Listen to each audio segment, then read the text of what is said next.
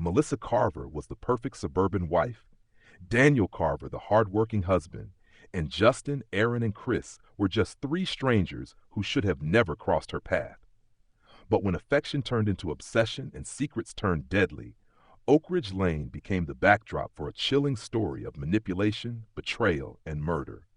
What started as quiet affairs unraveled into a twisted web of revenge, and not everyone made it out alive. Oak Ridge Lane was the kind of neighborhood people dreamed of. Manicured lawns, quiet mornings, and neighbors who waved from their porches made it feel like a picture pulled from a real estate brochure. It was the kind of place where nothing dramatic ever happened, or so people believed. At the end of the street stood a two-story brick house with pale blue shutters and a tire swing in the front yard. That was the Carver home. To outsiders, it looked like everything a family could hope for. Inside lived Melissa Carver, her husband Daniel, and their two children, ages 10 and 8. Daniel ran a modest but successful contracting business. He worked long hours, often leaving before sunrise and returning after the kids were in bed. Melissa stayed home, raising the children, organizing school functions, and keeping their house in order. She baked cookies for school events, jogged every morning, and smiled warmly at the grocery store cashier. No one would have guessed anything was wrong. But beneath the surface of Melissa's calm and structured life was a growing emptiness she couldn't shake. The routine had become a cage. Every day felt the same, from breakfast to bedtime, and the lack of emotional connection with Daniel left her feeling invisible. He was reliable, yes, hardworking, honest, and stable, but he was also distant. Their conversations had become transactional. There was no romance left, no passion, not even curiosity about her inner world.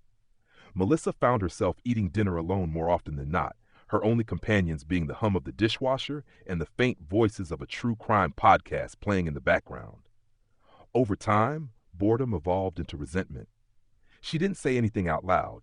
There were no fights, no accusations, but the silence was heavy. She spent her afternoons on social media, scrolling through pictures of old friends who seemed to be living more exciting lives. Some were traveling, others were dating. A few had started new careers. She felt frozen, stuck in a perfect-looking life that no longer satisfied her. The days blurred together. The spark she once had was dimming, replaced by a constant need to feel something, anything. She began dressing up more when she ran errands, putting on makeup even if she was just picking up milk. Compliments from strangers started to matter more. They fed something inside her that had long been starved. Attention, validation, even desire. One afternoon, while waiting in line at a local coffee shop, she received a compliment from a man standing behind her. It was innocent, a comment on her dress, but it lingered. That small moment did something to her. It reminded her that she still had power, that she could still be noticed. It wasn't about love. It wasn't even about sex. What Melissa craved was to be seen, to feel alive again. That need, as subtle as it was at first, would soon spiral into a chain of events that would destroy more than just her marriage. It would unravel everything, her image, her sanity, and eventually 3 lives. What began as a quiet longing in the heart of suburbia would become one of the most disturbing true crime cases the town had ever known. Melissa's first step into the world of secrecy started with a neighborhood app meant for local updates and events. It was harmless at first, harmless enough to feel innocent. She posted a question about recommended gym equipment, and one reply caught her attention. The man's name was Justin. His profile picture showed him in a tank top, fit and smiling. He mentioned he used to be a personal trainer and offered to share tips. Their conversation moved to private messages quickly. What began as a polite exchange turned flirtatious. Justin was recently divorced, unemployed, and looking for new purpose. Melissa became his focus, and he became her escape. Their messages became a daily habit. Justin told her she was beautiful, witty, and far too interesting to be living such a quiet life. He was exactly what she thought she needed, someone who listened, someone who desired her. Eventually, they met in person. It wasn't planned as an affair, but the tension had already been building. One meeting turned into another. They met at motels during Daniel's work trips and sent each other late-night photos. Melissa felt alive again.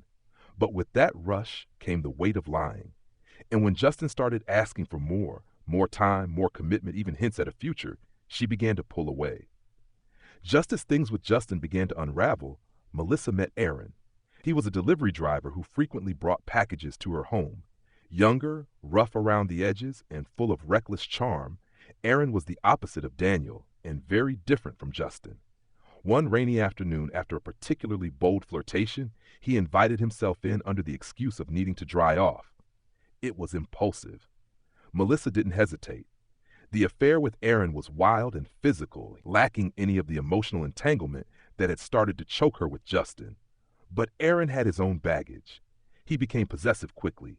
He texted constantly, drove by her house at odd hours, and even followed her to the grocery store once. She felt suffocated all over again, but this time by someone far more unstable. The final affair came unexpectedly. Chris was a married father she met during a school fundraiser. He was confident, careful, and equally desperate for something outside his routine life. Their connection was instant, though more discreet than the others. They only met a few times, careful to erase any trace of their communications. But Chris had more to lose, and paranoia began to eat at him. He worried about his wife finding out, about damaging his reputation.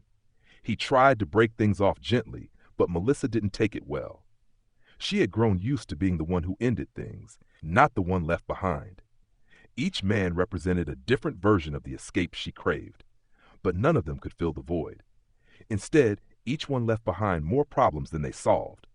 Melissa was now tangled in a web of secrets, and the weight of her choices was closing in.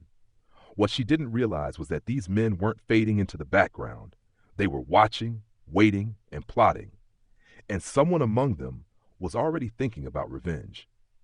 Melissa's life was spinning out of control, but she hid it well. To the world, she was still the composed mother and neighbor, smiling at school pickups and waving to dog walkers. But behind closed doors, paranoia had taken over. Her phone never stopped buzzing. Missed calls, unread messages, threats hidden in innocent-looking emails. The three men she had once used for comfort were now haunting every corner of her life. She had tried to cut them off, but none of them were willing to be discarded quietly. Justin, the first man, had become bitter. After weeks of silence from Melissa, he began sending long, desperate messages. At first, he begged her to talk. Then he started accusing her of using him, of ruining his already crumbling life. He hinted at telling Daniel everything. Melissa ignored him, hoping he'd eventually give up, but instead his threats escalated. He warned that he had screenshots, photos, recordings. Melissa knew she had sent things she shouldn't have, things that could not only ruin her marriage, but damage her entire reputation. She felt cornered. Aaron, meanwhile, had become unpredictable. He had always been impulsive, but now he seemed unstable. Melissa found her car tires slashed one morning. A few days later, someone left an anonymous note in her mailbox that simply said, "I see everything." She didn't need to guess who it came from. She began sleeping with the lights on, peeking out of her windows at night, jumping at every noise. She considered going to the police, but realized she couldn't explain any of it without exposing herself.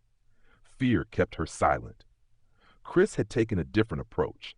He hadn't contacted her in weeks, but she started receiving vague emails from unknown accounts. They were short and chilling. Lines like, "Secrets always surface," and "You think you're in control?" Though the sender was never named, Melissa recognized the tone. Chris had always been calculated. He had more to lose than any of them, and she began to wonder if he was trying to scare her into silence or frame her for something. Everything changed. Melissa came home to find an envelope taped to her front door. Inside were printed screenshots, text messages, intimate photos, timestamps of their meetings. There was no note, no signature. Just cold, hard proof of everything she had tried to bury. She knew immediately this wasn't just a threat. It was a warning. The next day, news broke that Justin had been found dead in his apartment. The initial report listed it as a possible overdose, but the details didn't fit. He had bruises on his arms and defensive wounds, and the medication in his system wasn't prescribed to him. Neighbors reported a loud argument the night before, but no one could identify who Justin had been with. Melissa watched the news in silence, her heart pounding. She wasn't sure whether to feel relieved or terrified. One of her problems was gone, But not by accident. Someone had taken matters into their own hands. Whether it was Aaron, Chris, or someone else entirely, the message was clear. The past wasn't just catching up with her, it was coming for blood. The death of Justin sent a ripple of panic through Melissa's already fragile world. At first, she tried to convince herself it was unrelated, a tragic coincidence. But the bruises, the overdose, the envelope left on her doorstep just a day earlier, it all pointed to something more sinister. Someone had wanted Justin silenced, and Melissa couldn't ignore the possibility that she was next.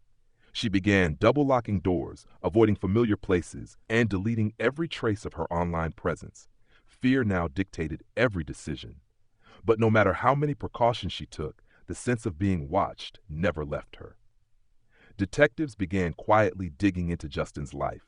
His phone revealed countless unanswered texts to Melissa, some filled with anger, others with desperation. There were searches about her husband, her children, even her house. They also found a deleted folder on his cloud storage, recovered by tech forensics, containing photos of Melissa, some taken without her knowledge. When the police brought Melissa in for questioning, she maintained her composure. She denied any recent contact with Justin, claimed they had stopped speaking months ago, and insisted she had no idea about his obsession. The detectives didn't press too hard, but their suspicions were quietly noted. Days later, Aaron vanished. At first, it seemed like he'd skipped town. His landlord reported missed rent payments, and neighbors assumed he had left in a hurry. But something was off. His car was discovered abandoned near a wooded area 2 counties away. The engine was still warm, and the doors were unlocked. Inside the vehicle, police found shredded photographs and the remnants of a burned notebook in the back seat. The photos were of Melissa, some printed, some torn, and all damaged. The notebook pages were too charred to read completely, but words like regret, payback, and confess stood out among the ashes. The investigation now had 2 missing men connected to the same woman. Melissa's name came up again, not publicly, but quietly among detectives trying to piece things together.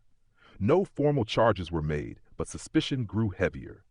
Then came the most unexpected twist. Chris walked into the police station on his own. He was agitated, sleep-deprived, and clearly terrified. He claimed someone was following him. He couldn't sleep, couldn't think, and was convinced his life was in danger. What he revealed next changed everything. Chris admitted that the 3 of them, he, Aaron, and Justin, had been in contact. After Melissa ended things with each of them, they began sharing stories, screenshots, and eventually frustrations. Aaron had pushed for action. He wanted to scare her straight, to confront her and expose the affairs to her husband. Justin agreed at first, but grew hesitant when things got too dark. Chris said he tried to pull out entirely, realizing the situation was spiraling into something criminal. But by then, the damage had been done. Someone had gone too far, and Chris feared the consequences.